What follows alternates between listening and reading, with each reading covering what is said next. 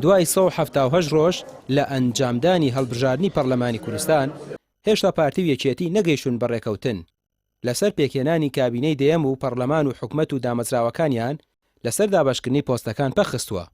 پارتی دەڵێت لەسەر یەکێتی وەستاوین و ئێمە ئامادەین. وڵی وەدارم زۆر زوو پێک بێ ئەمە لەسەر برادەرانی تریش ماوە ڕاوای لەسەر ئێمە هەموو ئامادەیەکمان هەیە بۆ ئەوەی حکومەت لە زووتر یەکێتی کە پێشتر سوور بوو لەسەر ئەوەی دەبێت پۆستی باڵای پێ بدرێت و ئەوان چارەنووسی کابینەی دەیەک لای بکەنەوە ئێستا لە ڕاوێژدان ئەو پۆستانی بەدڵیانە لەگەڵ پارتی لەسەری بگەنە ڕێکەوتن.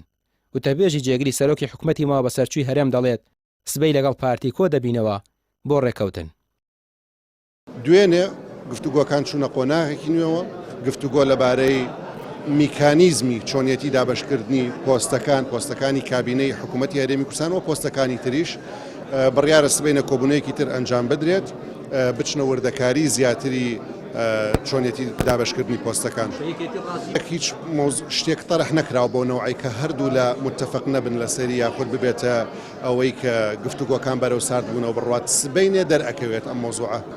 یەکێتی نیشتمانی کوردستان و پارتی دیموکراتی کوردستان دوو حزبن لە ڕووی سیاسی و لە ڕووی جغرافیاوە پێگەی خۆیان هەیە و لە هەڵبژاردنە کورسی باشیان هێناوە. حزبەکانی تریش بە هەمان شێوە، بەڵام ئەمە دوو حزبی سەرەکی هەرێمی کوردستانن پێویستە ڕێکەون و پۆستەکان لە بینی خۆیان دابەش بکەن. ئێمە پێگەی خۆمان لە ڕووی سیاسی و لە ڕووی ژمارەی کورسیەوە دیراسە کردووە و ئەوەی ڕۆیایەکمان دیاری کردو بۆی چی داوا بکەین و چۆن داوای بکەین.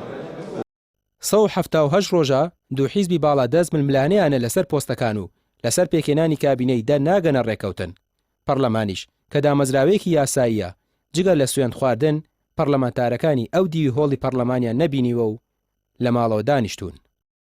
ڕامیا عوسمان، کەناڵی پێام، سلێمانی.